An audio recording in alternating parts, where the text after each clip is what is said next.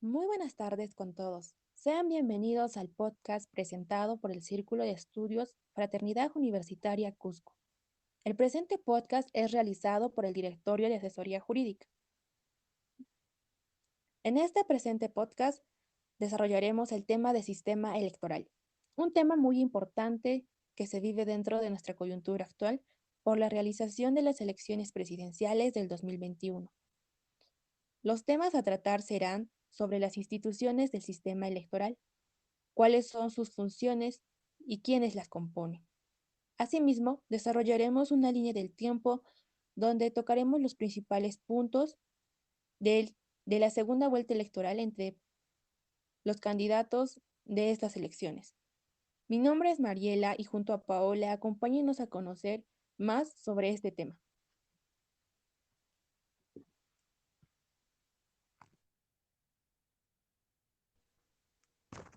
En el año 2021 se llevaron a cabo las elecciones presidenciales en Perú, las cuales se describen como las más polarizadas a lo largo de nuestra historia. Los dos candidatos fueron controversialmente diferentes. Por un lado estaba Pedro Castillo, perteneciente a un partido de extrema izquierda, el cual es un profesor conocido por ser un dirigente sindical peruano. Al otro lado teníamos a Keiko Fujimori, perteneciente a Fuerza Popular, un partido de derecha, quien estudió administración de empresas y fue parte de la política peruana desde 1994, cuando se desempeñó como primera dama del Perú en el gobierno de su padre. Para desarrollar mejor los hechos, definiremos algunos de los organismos que fueron parte de estas elecciones, empezando con la RENIEC. El Registro Nacional de Identificación y Estado Civil, RENIEC, es un organismo autónomo encargado de la identificación de los peruanos mediante el Documento Nacional de Identidad, DNI. Fue creado el 12 de julio de 1995, en concordancia con los artículos 177 y 183 de la Constitución Política de 1993. Su sede actual es Lima, Perú. El jefe de la RENIEC es nombrado por un concurso público del Consejo Nacional de la Magistratura y actualmente la jefa nacional es Carmen Velarde Koechlin. El Registro Nacional de Identificación y Estado Civil, RENIEC, realiza varias funciones. A continuación solamente daremos a conocer las más primordiales. 1. Es quien mantiene el registro de identificación de las personas. 2. Registra los nacimientos, matrimonios, divorcios, defunciones y demás actos que modifiquen el estado civil de las personas. 3. Prepara y mantiene actualizado el padrón electoral en concordancia con la Oficina Nacional de Procesos Electorales. 4. Proporciona al Jurado Nacional de Elecciones y a la Oficina Nacional de Procesos Electorales, OMPE, la información necesaria para el cumplimiento de sus funciones en los procesos electorales. 5. Emite el documento único que acredita la identificación de las personas, así como sus duplicados correspondientes. 6. Brinda durante los procesos electorales la máxima cooperación a la Oficina Nacional de Procesos Electorales, OMPE. 7.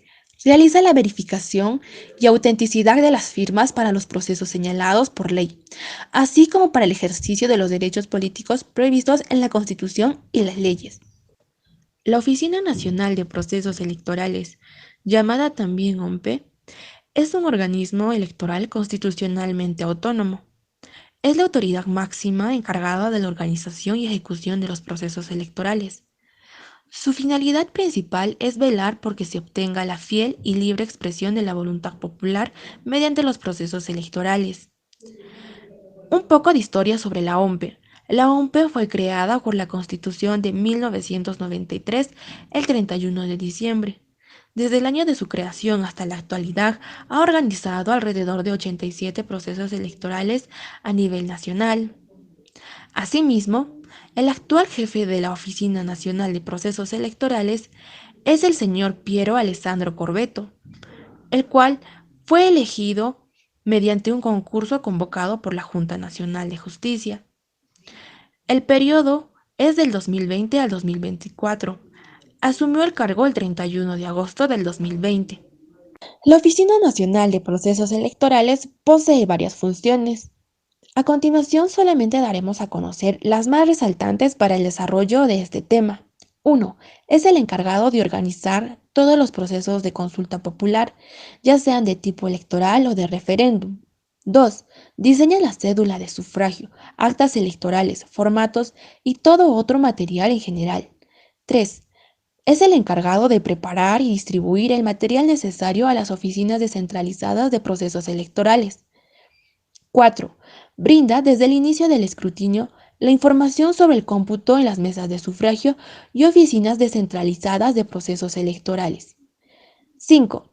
Dicta las disposiciones necesarias para la protección de la libertad personal durante los comicios electorales.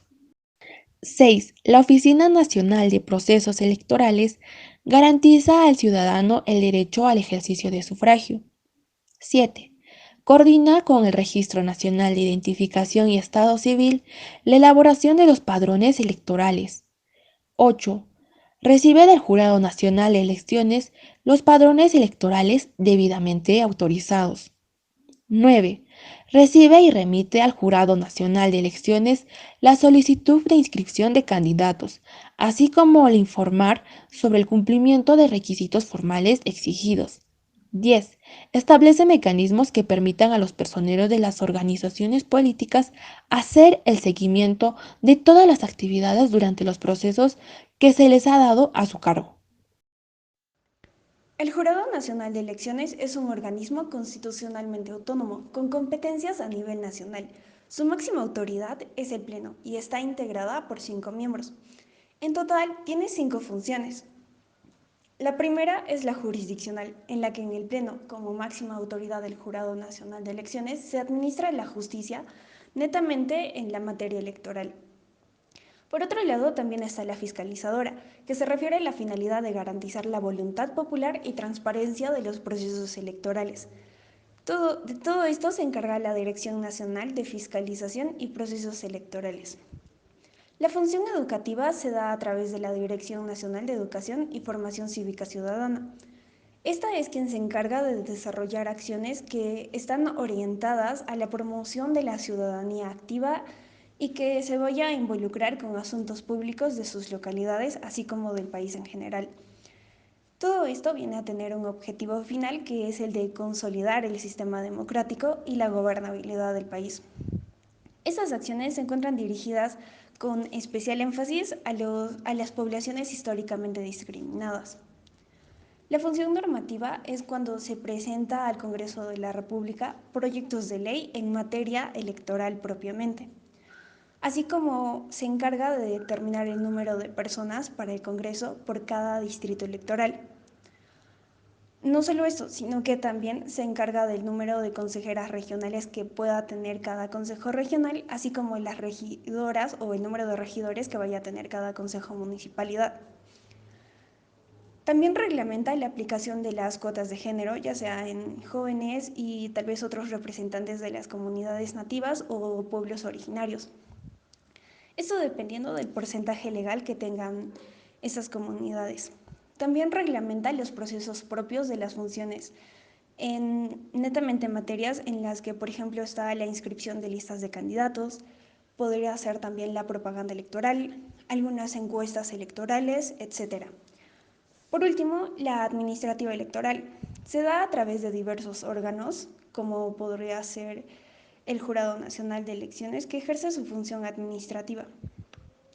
Entre todo esto se tiene que el hecho de que primero determina las circunscripciones electorales y las sedes de los jurados electorales especiales. También inscribe a los observadores electorales nacionales e internacionales. Estos se van a encargar más que nada de mirar toda la situación y en el caso de que ellos consideren que hubo fraude, estos lo pueden reportar. También presenta el presupuesto que vaya a tener todo el sistema electoral en general. A continuación daremos a conocer una línea del tiempo en la cual hemos señalado los puntos más importantes que han ocurrido en las elecciones presidenciales 2021 entre los candidatos Pedro Castillo y Keiko Fujimori. El 6 de junio se dieron los resultados a boca de urna, a las 7 p.m. Estos se transmitieron mediante plataformas radiales y televisivas, en donde se mostró claramente que la candidata Keiko Fujimori tenía una relativa ventaja sobre el candidato Pedro Castillo. Ella estaba con un 50,3%, mientras que Pedro Castillo contaba con un 49,7% respectivamente. El 6 de junio también se dieron a conocer los resultados del conteo rápido, el cual es una técnica estadística que se utiliza para estimar un posible resultado de una elección antes de que se den los resultados oficiales, en este caso los de la OMP. Por un lado estaba Pedro Castillo de Perú Libre, quien obtuvo un 50,2%, y Keiko Fujimori de Fuerza Popular con un 49,8% de los votos. Esta encuesta en total se da por Ipsos y solamente puede tener 1% de error. Y continuando con nuestra línea del tiempo, tenemos la acusación de fraude que fue realizada el 9 de julio, en donde la lideresa de Fuerza Popular, Keiko Fujimori, presentó acusaciones de fraude en contra del partido político Perú Libre. Y para justificar ello, presentó 6 supuestas irregularidades y pidió que los ciudadanos que tengan información sobre otros casos los reporten, utilizando el hashtag fraude en mesa. Fujimori realizó la denuncia de manera pública en una conferencia de prensa, en la que estuvo secundada por sus postulantes a la primera y segunda presidencia. Estos son Luis Galarreta y Patricia Juárez, respectivamente. Pero, minutos después, el Jurado Nacional de Elecciones informó que la misión de observadores de la Unión Interamericana de Organismos Electorales, UNIORE, había señalado que los comicios eran exitosos y que por tanto no existía ninguna acusación de fraude. El 9 de junio se dieron las audiencias públicas sobre los votos impugnados. Muchos tuvieron problemas al diferenciarlas con las actas observadas. Estas son aquellas que presentan una inconsistencia numérica, por error en la sumatoria de votos, ilegibilidad o porque no poseían la firma de uno de los miembros de mesa. Estas actas no son contabilizadas por las oficinas descentralizadas de procesos electorales y se remitían a los jurados electorales especiales, quienes lo resolvían en primera instancia. En caso de que sean apeladas, se remiten al Jurado Nacional de Elecciones, para que se resuelvan en una segunda y definitiva instancia. Por otro lado, tenemos los votos impugnados.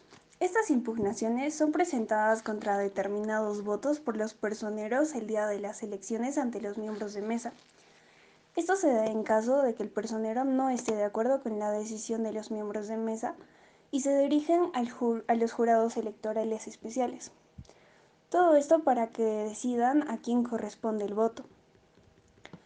Se precisa de que estas impugnaciones pueden ser contra uno, dos o incluso más votos. Si esa acta electoral no presenta otros errores, se determinan válidos, nulos o blancos, y es así como vienen a ser contabilizados. Por motivos de transparencia, en esta ocasión se permitió que cualquier ciudadano pueda observar todo este proceso a través de la plataforma de Zoom. Y es así como pudimos observar las audiencias públicas que incluso transmitieron en vivo por Facebook. El presidente del Jurado Nacional de Elecciones, Luis Salas Arenas, indicó en el Pleno que este organismo acordó por unanimidad hacer públicas estas audiencias.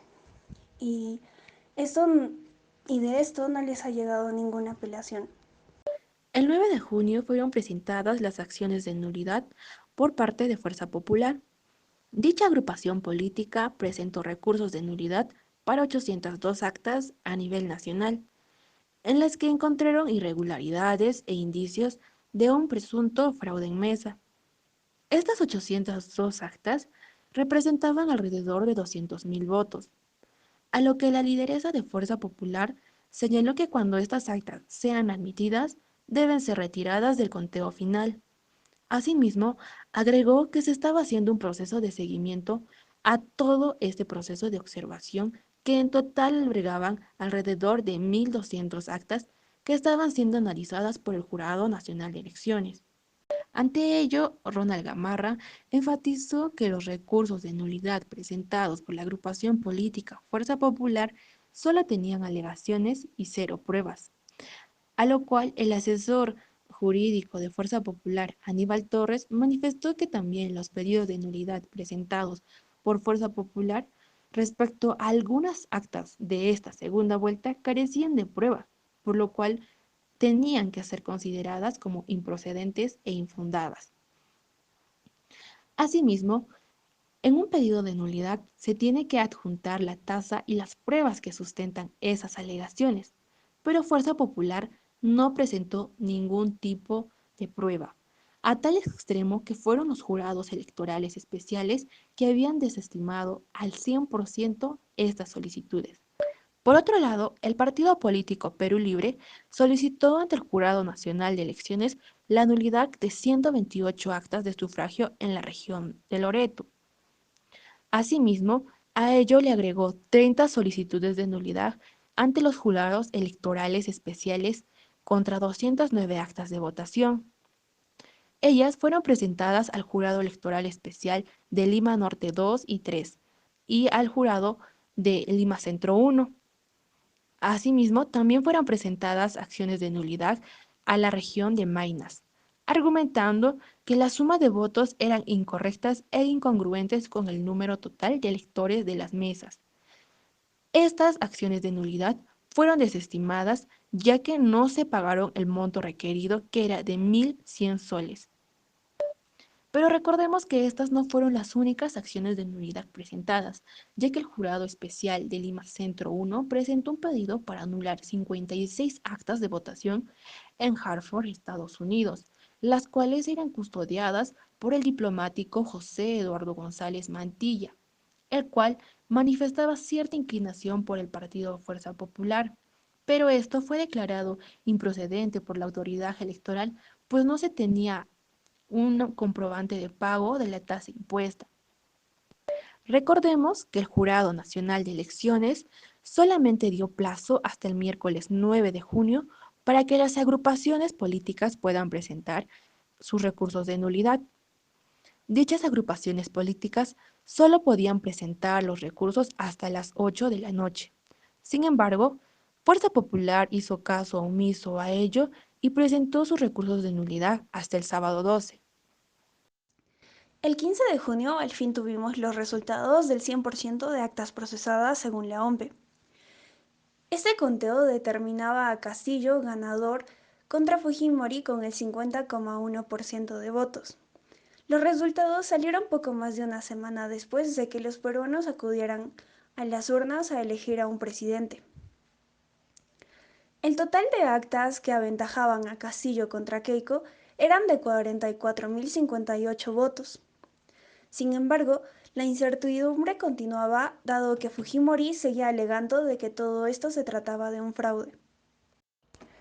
Por su parte, aún quedaba pendiente que el Jurado Nacional de Elecciones resuelva la solicitud de nulidad interpuesta por Perú Libre, dado que el 10 de junio se conoció que esta colectividad había solicitado la nulidad de 209 actas. Sobre esto, la candidata a la vicepresidencia Dina Boluarte dijo que desconocía de esos proyectos y que sobre esto también algunos integrantes del equipo técnico de Perú Libre desmintieron que hayan interpuesto estos recursos. De todas formas, sabíamos de que las autoridades se pronunciarían sobre todas las nulidades interpuestas. Podría ser hasta finales de junio o principios de julio. Por su lado, Fujimori también acudió a este recurso luego de que los jurados electorales rechazaran su petición de anular 802 actas, lo que era un equivalente a 200.000 votos. Las autoridades no le dieron razón a la candidata porque consideraban de que no había pruebas fehacientes de fraude en las mesas de votación, una opinión que compartían también con la Organización de los Estados Americanos, pues descartaban las graves irregularidades en el conteo del balotaje. Sobre esto ya se había terminado totalmente. Solamente faltaba que el Jurado Nacional de Elecciones declarara quién sería el presidente del bicentenario en el Perú.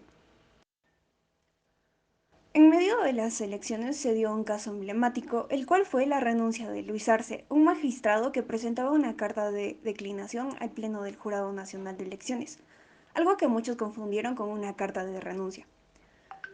Igualmente sobre esta situación, el artículo 16 de la Ley Orgánica del Jurado Nacional de Elecciones decía de que el cargo de integrante de pleno a dicha entidad es irrenunciable durante los procesos electorales, el referéndum o otras consultas populares. Poco después, la Junta Nacional de Justicia también destituyó a este fiscal por unanimidad, por un proceso disciplinario por sus conversaciones con el ex juez supremo César Inostroza Pariachi.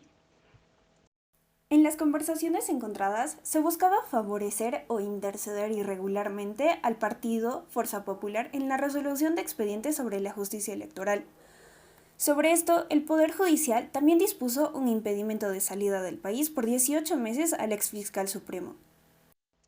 Lo último que sucedió antes de la proclamación por el Jurado Nacional de Elecciones al siguiente presidente del Perú en el Bicentenario fue el hecho de que Keiko Fujimori enviara una carta al presidente Sagasti pidiendo una auditoría electoral a los organismos internacionales. Este acto fue percibido como la intención de alargar la proclamación de Pedro Castillo por el Jurado Nacional de Elecciones. En la presente carta se buscaba revisar los padrones electorales, las actas de votación, el listado de electores y el sistema informático utilizado. Según Keiko Fujimori, el documento se basaba en el numeral 1 y 2 del artículo 118 de la Carta Magna, en donde le corresponde al presidente del país garantizar el resultado transparente de las elecciones. Sin embargo, sobre esto, Aníbal Torres, un asesor legal del Partido de Perú Libre, se pronunció diciendo de que el presidente no podía interferir en el proceso electoral, dado que debía cumplir y hacer cumplir las resoluciones del Jurado Nacional de Elecciones, que también la OEA se encontraba observando cómo se desarrollaba el proceso de nulidades de las actas electorales en Perú. El 19 de julio, finalmente, el Jurado Nacional de Elecciones proclamó a Pedro Castillo como el próximo mandatario de la nación. Luego de más de un mes de acusaciones, recursos e impugnaciones presentadas por la candidata Keiko Fujimori para que se puedan anular los resultados de las elecciones presidenciales del 6 de junio. A él se le sumó la candidata a la vicepresidencia Dina Boluarte. Por su parte, el Jurado Nacional de Elecciones declaró por unanimidad la improcedencia de las 5 apelaciones que habían sido presentadas por el partido político de Fuerza Popular. Por ello es que procedió a la elaboración del acta de proclamación de resultados generales. A todo ello también se le sumó Keiko Fujimori, quien reconoció los resultados electorales manifestando lo siguiente. Anuncio que cumpliendo mis compromisos asumidos con los peruanos, con Mario Vargas Llosa, con la comunidad internacional, voy a reconocer los resultados porque es lo que manda la ley y la Constitución que he jurado defender. Asimismo, la candidata derechista continuó su discurso refiriéndose al partido de su contrincante electoral. La verdad va a terminar de salir a la luz de todas maneras, y vamos a trabajar todos juntos para que se restablezca la legitimidad de nuestro país. Lo que nos toca ahora es defender unidos una nueva etapa que será muy difícil, porque el comunismo no llega al poder para soltarlo. Es por lo que quieren imponernos una nueva constitución.